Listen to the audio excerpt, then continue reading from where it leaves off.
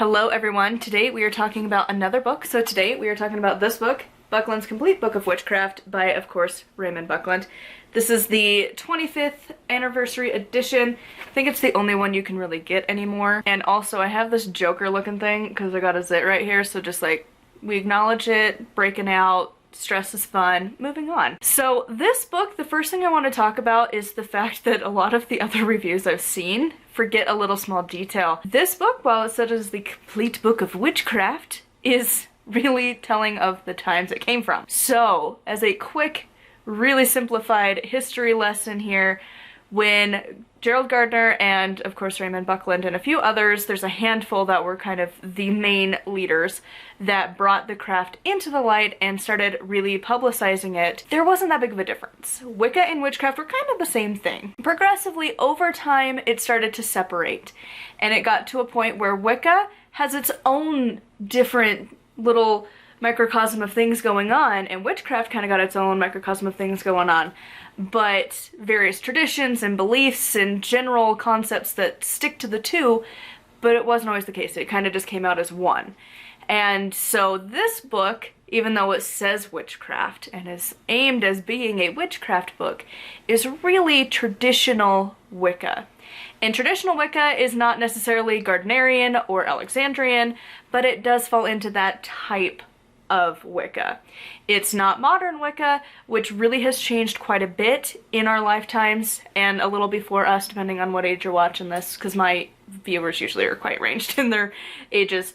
But from the past century, it has changed a lot, because at the turn of the last century, we talked about this, it was a very different culture of what Wicca and witchcraft was, and as they brought it out into the light, versus the radical changes that happened in the 80s and the 90s, and even a little bit into the 70s. Like, it was going through a lot of change at that point. And then by the time the 2000s and like the late 90s hit, it was a very different belief, and I'm sure it has really continued to change a lot over that time.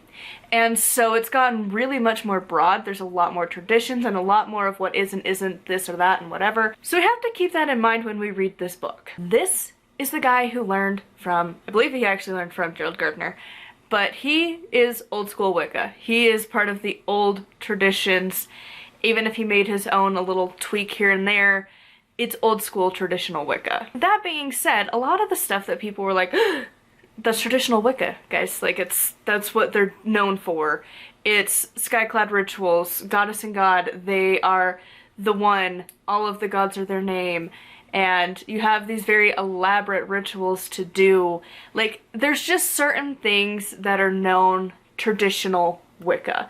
And now, witchcraft has kind of taken on its own form and does its own thing. We don't necessarily follow a lot of the Wiccan beliefs, and there are so many different traditions where we drop a lot of those things.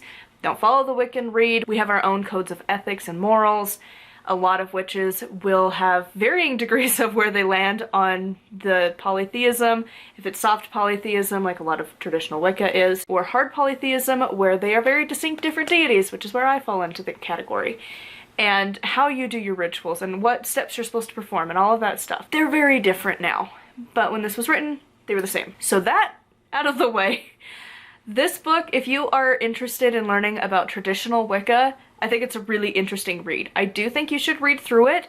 It is problematic. It's not perfect. There's a lot of parts of it that made me just feel ick, but it is really important to the history of the craft. And the craft being the whole big overlap of all of the things. This is one of those books that it shows what traditional Wicca and, of course, witchcraft at the time was. And it gives you a really good glimpse into the history, not just as he's writing the history, but as we knew the history at that point, and where people have really pushed for having more of a Reconstructionist standpoint, where some authors let their own bias kick in, and just this is still kind of a historical thing in and of itself. People don't think of the 80s and 70s as old, but 1970 was 50 years ago, guys. Like, it's getting old. There are people that when this book was republished in 2002, they're out being able to vote this year. So this is really good for like a brief introduction of what traditional witchcraft can look like. There are different traditions. Some are not as interesting as this one, and we'll get to that in a minute. But I think it's important. It's a book that everyone tells you to read. It's one of the top 3 that's been recommended the entire time that I have been in the witchcraft community. It's this one, the big Silver Ravenwolf book, The Ultimate Book of Shadows, which we'll get to eventually. I'm thinking that might end up being next that one, but we'll find out, because that's a big book. And then, of course, Scott Cunningham, A Guide to the Solitary Practitioner. Those are the 3 major big books. They all have a bit of a Wiccan flair to them, but they all kind of take a different approach. Buckland, he is way more traditional. He is old school, what they used to do in the closet back in the day. Cunningham is way more radical than what was out in the day when he published that. It was a scary thing to actually admit and say that you don't need to be initiated and that you can do it yourself. You don't need all of these elaborate tools, just use what's around. And he was a very different voice in the community. Compare Buckland and Scott, they're very not the same. And it's not that they were enemies, but they just had very different stances on where things were at. And then you have people like Silver Ravenwolf, where she aimed a very different market. These guys are not necessarily looking at the teens. She was looking at the teen witches, and she is trying to write in a very welcoming and easy way to grasp. And of course, as she's aged, she's kind of adjusted her demographic a bit. Some of her more newer books aren't really aimed at the teenagers, but she has a very different writing style and a very different way of presenting the craft. And you can see the evolution. If you go from this book, you go to Cunningham's, and then you go to hers, you can kind of see the gradual shifting and changing in the labels that we use, in the way the craft is described. And so that's why I think a lot of people still refer to this book. And that's why I would say if you want to know about the craft, you need to read this as more of a historical text, not necessarily a book to go and do the stuff, because some of it is extremely problematic. And so let's get into that a little bit. This book, there are a few points that are just cringy and awkward and downright I would walk out if this was happening in a ritual. So the biggest one, and a lot of people talk about this, he does have a thing where if you're going in to do an initiation into this particular tradition, you have to be naked, you get to be blindfolded, and then you get to have your arms tied behind your back and a rope around your hands and rope around your neck, and then they point like a sword at you. Oh, and then there's, I think it was actually in that same one, but there's also an anointing thing that goes down with the priest, because it always has to be like the opposite gender. And so for me, it would be a male anointing my naked body. Problematic.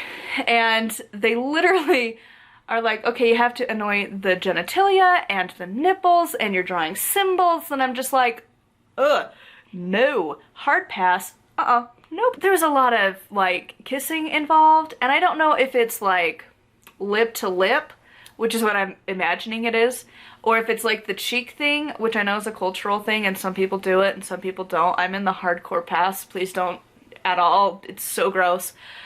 I don't like kissing anyone really outside of my husband, and like it's just creepy to think that like you have to kiss your priest as you're walking into the ritual. Just, oh no, hard pass. Just stuff like that. There was like a ritual thing celebration after you do like a Sabbath where you're playing like Duck Duck Goose kind of in a way, but with a candle, and like basically, and the whole book is very focused on opposite genders, which honestly I don't think that would fly very much in modern society, because it really excludes a lot of people. We're in a very big wave right now of really trying to be more gender neutral and being more accepting of all people. So like having everything gendered, just, I would love to go to like a non-binary edition to this, or like have somebody like make a non-binary version just to like experience that. I don't love it. So the random thing is the Duck Duck Goose is that you have a lit candle. So it's kind of weird, but basically like, let's say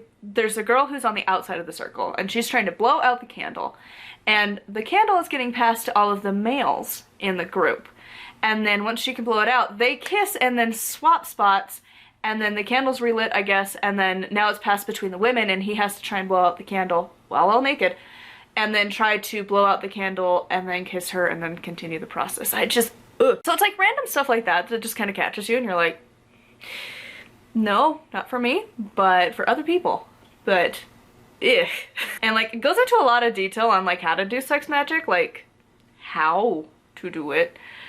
And that was an interesting thing to read, especially as part of the ace community. That was fun. And then yeah, it's a lot of a book, to say the least.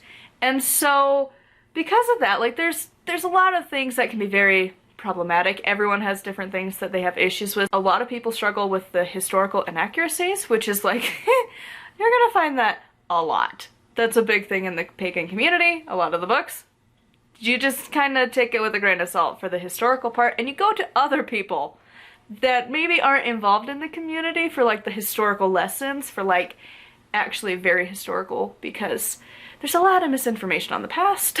And so I only picked one quote to talk about, so I'm not doing an extended discussion, because honestly if I wanted to, that would be like the entire book, and I just was like, you know what, I don't think we're gonna get anything out of that. So, because again, I'm looking at this as more of like a historical text of like where the craft came from and where it's changed to, because like, wow, those rituals are not even remotely close to what like I do. I've shared my rituals on here before, and it's like, that's not even close to what I do. But anywho, so there was only one quote that I wanted to talk about, and again, I think it's heavy on my noggin, and I'm writing a book about it now, so it's just a topic that catches my brain, apparently. I don't even think I took what page it's on, to be honest, so that's like extra fun. What I do when I don't, I just took a screenshot, or not even a screenshot, I just took a picture of the page, but I didn't even get the page number on here, but it's fine. Because of the craft belief in reincarnation, death is a time for celebration rather than grief. Death signifies the completion of a learning period. The individual has graduated and will be going on to other things. This should be celebrated. Sorrow, then, is a sign of selfishness. We are sorry for ourselves that we have been left behind without the love and companionship of one dear to us. That just felt like they were dismissing all of the death and grief and loss of people. To be like, oh, you're sad that your mom was murdered? Well, you're just being selfish. Like, you don't know how somebody dies, dude. Like, yeah, a lot of the grieving stuff is for the living, but like, God, have a little bit of a heart, dude. Like, that one just like kind of threw me for a loop, because I'm like,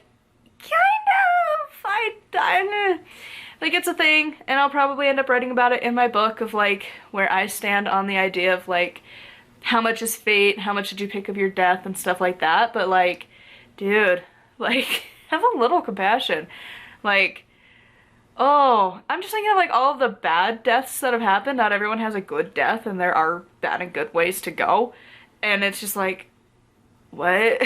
So anyways, that's the only one that really stood out, because again, I'm writing a death book, so that quote just like jarred me a lot, because like writing this book has brought up a lot of like the emotions of like dealing with death, and I'm like, you don't say that to somebody who's like grieving. And also the death ritual wasn't really that fantastic to begin with, personally. That's whatever, because I'll have an update on my book later. But yeah, it's on the noggin, to say the least, so naturally it's just part of the brain that's like, but I don't know, I feel like that was just like a little distasteful, to say the least. So overall, again, this is mostly just a historical book for myself. It's one of those that you look at as a past thing, not a current use. So, because there's some things like I just don't agree with, and it's like whatever, like you can't have jewelry in your circle, and I'm like, screw that. I'm not taking my wedding ring off because I'm in a circle. I don't think the gods care. In fact, I usually have magical jewelry, so I don't think they care at all, actually. But yeah, so anyways, I would love to hear your thoughts on this one in the comments down below. And thank you to my patrons. If you would like to support me, it's patreon.com/nightwillowcrafts. And of course, make sure to like and subscribe. I post every single day here, and until next time, thank you so much for watching, and blessed be.